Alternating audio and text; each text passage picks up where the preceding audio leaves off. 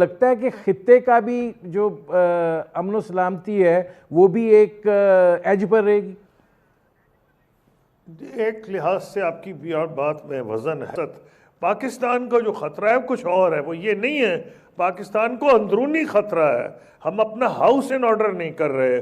आपकी तवज्जो उधर होनी चाहिए, हम अपने मुल्क में क्या कर रहे हैं। इलेक्ट्रॉनिक डिवाइसेस, इंटरनेट डिवाइसेस, जितनी भी डिवाइसेस जिस पर कोई कंट्री चलता है, वो तमाम डिवाइसेस जो हैं वो जैम हो जाएंगी और वो कंट्री जो है वो कोई काम करने के लायक नहीं रहेगा। साउथ एशिया के कंट्रीज भी, इंडिया की मैं देख रही थी कई जगहों पर ऐसा पब्लिश हुआ है कि इंडिया की भी कुछ अरसा ही खबरें आती नहीं कि वो भी इस सिलसिले में जो है वो तैयारी कर रहा है, उसके पास भी ऐसी कोई सलाहियत। NBC न्यूक्लियर बायोलॉजिकल केमिकल, इसकी फौज में पढ़ाई भी होती है, इसकी फौज में तैयारी भी होती है, इसकी फौज में एक्सरसाइजेस भी होती हैं। तो मैं आपको यह कह सकता हूं बैकुंठ जी की Indian army is pretty prepared, the armed forces are pretty. मैंने आपको पहले बताया था EMP, इलेक्ट्रोमैग्नेटिक पल्स बम। ये वो बम है कि जो हलाकतें तो नहीं करेगा लोगों की इलेक्ट्रॉनिक डिवाइसेस, इंटरनेट डिवाइसेस, जितनी भी डिवाइसेस जिस पर कोई कंट्री चलता है, वो तमाम डिवाइसेस जो हैं वो जैम हो जाएंगी और वो कंट्री जो है वो कोई काम करने के लायक नहीं रहेगा। एक बात मैं आपको ये बता ही दूं कि साउथ एशिया के कंट्रीज भी, इंडिया की मैं देख रही थी कई जगहों पर ऐसा पब्लिश हुआ है कि इंडिया की भी कुछ अरसा ही खबरें आती नहीं कि वो भी इस सिलसिले में जो है वो तैयारी कर रहा है, उसके पास भी ऐसी कोई सलाहियत। लगता है कि खित्ते का भी जो अमन सलामती है वो भी एक एज पर रहेगी। एक लिहाज से आपकी भी और बात में वजन है। पाकिस्तान का जो खतरा है कुछ और है, वो ये नहीं है। पाकिस्तान को अंदरूनी खतरा है। हम अपना हाउस इन ऑर्डर नहीं कर रहे। आपकी तवज्जो उधर होनी चाहिए, हम अपने मुल्क में क्या कर रहे हैं। लेकिन कई दफा दुनिया आंखें बंद करती है। जब हिंदुस्तान टेररिज्म कर रहा है, जो उसने मान लिया है, तो उस किस्म का रिएक्शन नहीं दुनिया का आता कि एक बहुत बड़ी इकोनॉमिक पावर है। इंडिया ने हमारी तरह गया एक दफा IMF, लेकिन सबक सीख गया।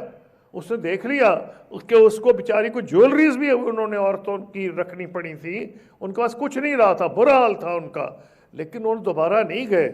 हमें तो एक ये जो होता है वो नशा हो गया है, लोगों से पैसे लेके, कर्जे लेके अपने मुल्क को चलाना। तो आप कर देंगे। भारत हर समय यह चाहता है कि पड़ोसियों के साथ अच्छे रिश्ते हों, ठीक है जी।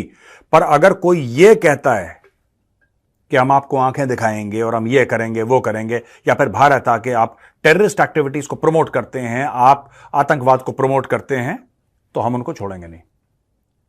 देखिए दोस्तों, फौज में एक कॉन्सेप्ट होता है जिसको कहते हैं हॉट परसूट। मैं आपको बताता हूं हॉट परसूट होता क्या है। हॉट परसूट ये है कि ये हमारा लाइन ऑफ कंट्रोल है। मैं उदाहरण दे रहा हूं, आपको समझने वाली बात है, उदाहरण दे रहा हूं। ये लाइन ऑफ कंट्रोल है, 750 किलोमीटर लगभग है लाइन ऑफ कंट्रोल, ठीक है। पाकिस्तान और भारत के बीच में जो कॉन्टेस्टेड एरियाज हैं वो 750 तकरीबन किलोमीटर, कुछ 10-15 आगे पीछे होंगे, तकरीबन 750 किलोमीटर का लाइन ऑफ कंट्रोल है। हॉट परसूट का क्या मतलब है? अगर पाकिस्तानी आता है और भारत में वो एंटर करता है और फिर आतंकवादी गतिविधि करके वापस जाता है, तो भारतीय सेना को यह अधिकार हो कि उसके पीछे पीछे जाए और पाकिस्तान के अंदर। कितना ज्यादा दोस्त है इजराइल का।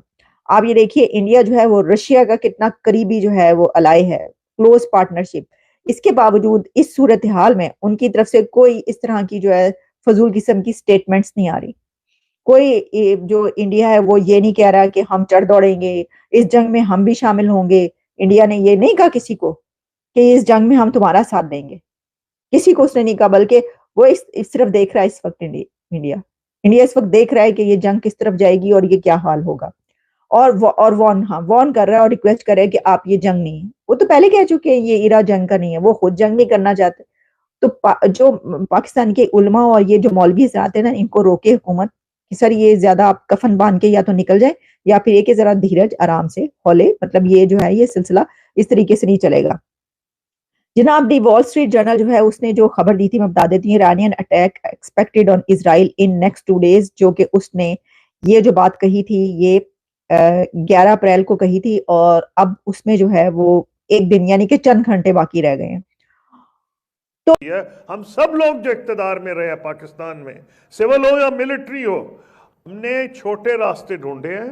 क्योंकि हम अपने मुल्क के अंदर इंटरनल रिफॉर्म नहीं करना चाहते थे। हम चाहते थे बाहर से मदद आए, हम एक बैनुल-अक़वामी भिखारी बन गए थे। तो हम हर वो पॉलिसी अडॉप्ट करते थे जिसमें अमेरिका खुश हो जाए, फलाना खुश हो जाए, ये हो जाए। देखें, बात यह है कि अगर हमारा अपना मुल्क सही रास्ते पे चल रहा होता तो ये मैं मानता हूं कि 9/11 के बाद एक सिचुएशन ज़रूर पैदा हो गई थी जब सारी दुनिया इकट्ठी हो गई थी, यूएन के रेजोल्यूशंस हो गए थे, वो मैं मान गया। लेकिन मैं आपको ये कह रहा हूं कि असल में जो बुनियादी बात यह है कि हम खुद इंसारी पे हमारी पॉलिसी नहीं है। तो कई दफ़ा हम वो पॉलिसीज अडॉप्ट करते हैं। वाकई मैं तो फॉरेन मिनिस्टर था, एक बड़ी मुश्किल वक्त था कि हम दुनिया को ये कह रहे थे कि जनाब हम तो टेररिज्म को रोक रहे हैं। वो कहते नहीं, आप तो दोगले हैं, आप पैसे हमसे लेते हैं और आप सपोर्ट करते हैं इनको, ये जो तालिबान है। क्या इसरो के साइंटिस्ट कोई मोदी जी नए साइंटिस्ट लेकर आए? आप खुद सोचिए, ये जो चंद्रयान है और ये फलाना इतने रॉकेट जा रहे हैं, अभी गगनयान की कोई बात कर रहा है कोई, ये मतलब आदित्य L1 और so many successful mission, Chandrayaan 1, 2, 3, third landed on the moon, south pole. ये तो 25-30 साल से साइंटिस्ट काम कर रहे हैं, 25-30 साल से साइंटिस्ट काम कर रहे हैं। तो ऐसा हुआ क्या इस सरकार में कि अब सारी की सारी चीज इतनी सक्सेसफुल हो रही हैं? एक एक साथ 100 सैटेलाइट लॉन्च कर रहे हैं उन्होंने। They launch more than 100 satellites in one rocket. ये हुआ कैसे? ये वही हैं ये लोग। ये कोई डॉक्टर सिवन थे, वो वही डॉक्टर सिवन है। ये डॉक्टर सोमनाथ हैं, वही डॉक्टर सोमनाथ है। कोई अलग नहीं है इसमें, कोई बाहर से कोई विदेश से इंपोर्ट करा है। ये वही डॉक्टर्स हैं भारत के इंजीनियरिंग कॉलेजेस के, जिनको नासा उनको बुलाती है, बोलती है डॉक्टर सिवन या डॉक्टर संतोष को कि भाई तुम बैठो, पहले बताओ ये करते कैसे हो, हमें भी समझा दो जरा। ये इतने कम पैसे में इतना एक्सीलेंट वर्क तुम लोग कर कैसे लेते हो?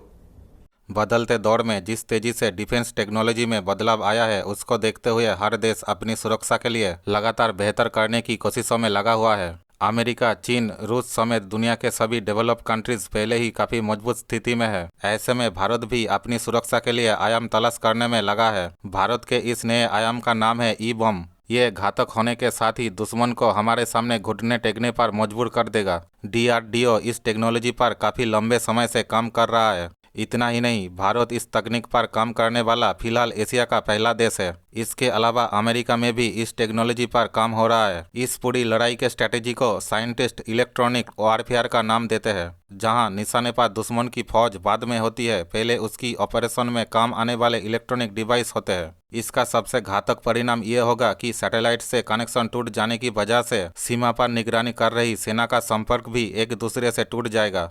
भारत के रक्षा मंत्री राजनाथ सिंह ने हाल ही में कहा था कि घर में घुसकर मारेंगे। दरअसल उनके इस साहस के पीछे ये तर्क था कि भारत अब अजय हो गया है।